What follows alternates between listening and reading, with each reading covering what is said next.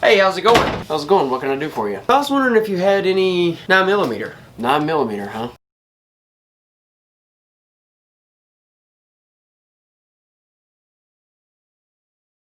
You didn't have to do all of that. I just wanted a box of the Xtreme Defenders, the 20-round box of Underwood there. I mean, you want me to cut my legs off and give them to you too? We're in the middle of a freaking pandemic. 20 rounds. You want to buy 20 rounds of 9mm. You're being really childish. I'm not being childish. What are you doing? Playing Pokemon and drinking a Capri Sun and eating a pizza Lunchable. What does it look like? You're being extremely childish. There is nothing childish about this.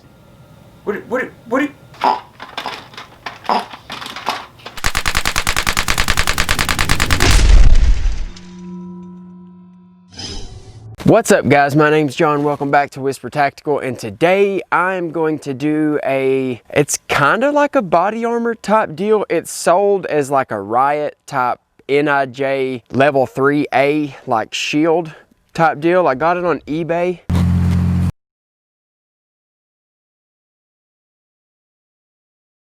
Yeah, so I mean, it's some budget armor, but they called it like a Riot shield type body armor. It actually has two things in the back where you can run your arm up through it and hold it on your forearm. It's pretty cool. Guys, before we get into this video, I'd appreciate it if you go ahead and like, subscribe, share, comment down below, and hit that bell icon so you can be notified whenever I upload new content. It's 6mm thick, and I mean, it's steel, and they said it's level 3A, so I'm going to shoot it with a 22, and then I'm going to shoot it with just a regular 9mm and make sure that it is actually going to hold up well in this test, and then I'm going to have an Xtreme penetrator showdown. Pretty excited about it. I've got an Xtreme penetrator for the 9mm, the 45 ACP. I've got 3 different Xtreme penetrator weights for the 10mm. I've got 50 AE Xtreme penetrator, 500 Magnum Xtreme penetrator, and 4570 Xtreme penetrator. Guys, I'm going to go ahead and hit this with a 22 LR out of the Taurus TX22, loaded up with some 38 grain Blazer.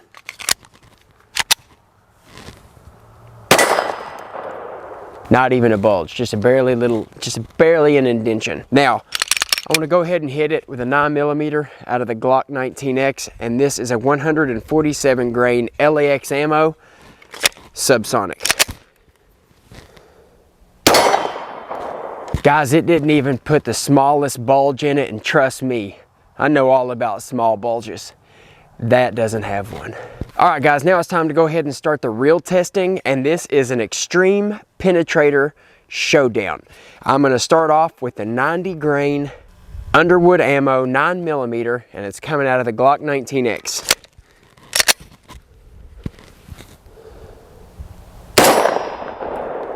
Ding! That put the bulge in it. Sure did, sure did. All right, guys, up next we got 45 ACP. Coming out of the HK Mark 23, and this is a 200 grain Xtreme penetrator, and it's running 1,000 feet per second.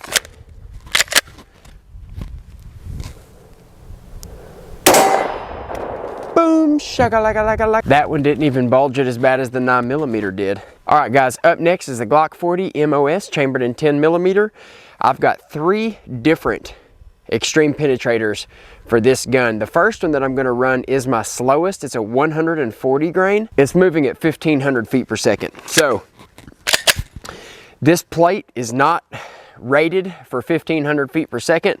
Its highest rating is 357 SIG and 44 Magnum at 1450. So let's see. I'm going to try to hit in a fresh spot.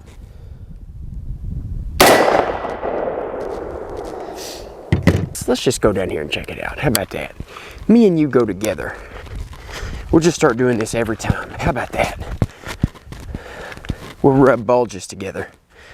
Nothing better than rubbing bulges with my friends.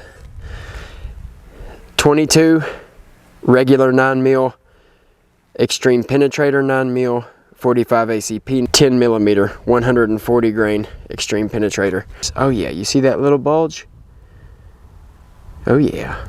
All right, guys, again, we've got the Glock 40 chambered in 10mm. We have a 115 grain Xtreme penetrator, and it is running at 1,700 feet per second.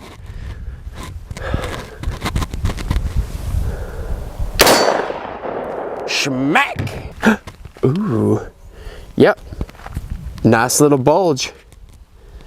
All right, guys, we got one more round out of the 10 millimeter, and it is a 100 grain Underwood Xtreme penetrator, and it is moving at 1,825 feet per second. That is freaking smoking out of a pistol. Like that is like, whew, man. See what we can do. Guys, it stopped it. It stopped it. That is moving. Boom. Right there it is. Just barely a bulge. This one cracked the paint. That one didn't.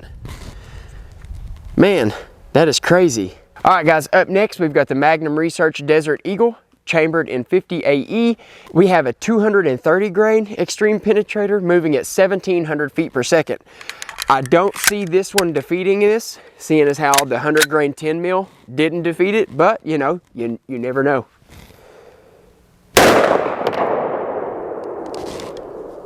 I hate this gun. No, I mean, like, I actually hate this gun. I aimed dead center of this plate and I'm at like 10 yards and it shot plumb out into the field. Another 230 grain Xtreme penetrator. Now let me aim about 3 inches off the right of the plate.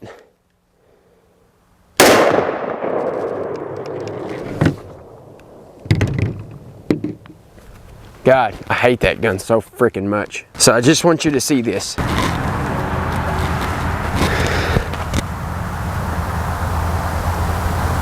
That did more damage than anything did, but I still hate that gun so much. I aimed right here at 10 yards and it hit right there. It's ridiculous. All right, guys, up next we've got the Smith & Wesson 500 Magnum. We have a 350 grain Xtreme penetrator. This is moving at 1,850 feet per second. So I know there's going to be a lot of people that get upset about me not liking the Desert Eagle, and they're gonna be like, oh, you anticipated the recoil. If I anticipated the recoil with the Desert Eagle, then how am I able to do this?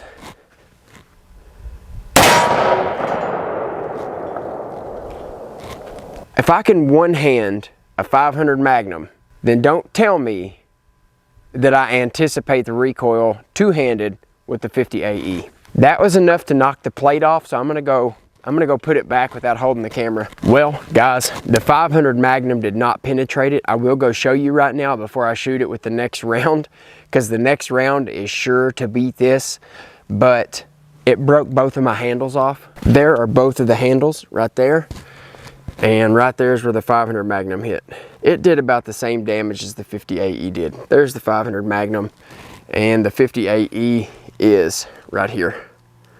So it did a little bit worse. I got the Marlin Dark Series 4570. This has got a 16.25 inch barrel on it, and I am running at 325 grains moving at 2,030 feet per second. So I angled the plate to the left so any ricochet will go out into that field, and let's see what it can do.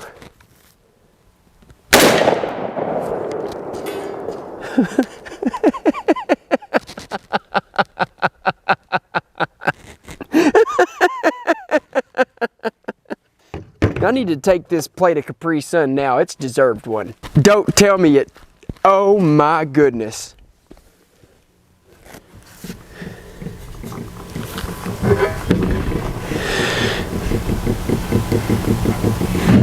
I can't believe it.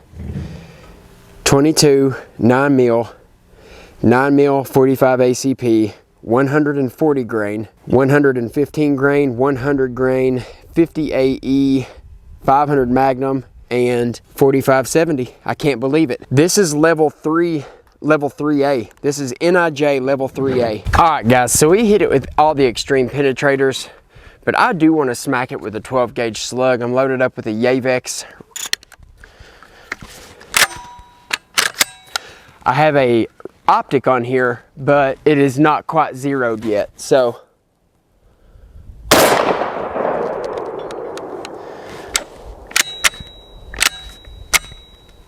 well,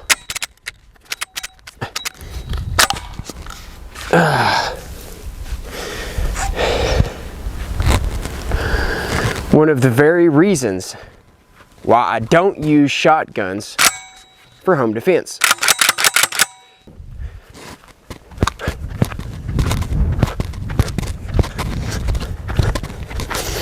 The 12 gauge cut it. Guys, I got one more thing I want to try.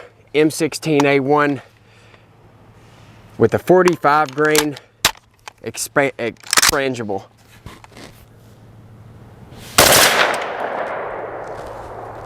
I think I hit it a couple times there. But yeah. Pretty sure that pierced through it. So I did a 3-shot burst with the force reset trigger, and it did this right here. 1, 2, 3. The shotgun slug, it cut it, but it didn't go through it. It's pretty cool. All right, guys. So that's pretty much it. It handled everything I threw at it except for the 223. It's pretty amazing. It was only rated to stop 44 Magnum and 357 SIG up to 1,450 feet per second. And it stopped way beyond that. I was really surprised that it stopped all of the Xtreme penetrators. It didn't stop the 223, but you know, guys, it is what it is. It is budget armor from eBay. All right, guys, until next time, I love you. Get some training and y'all stay safe.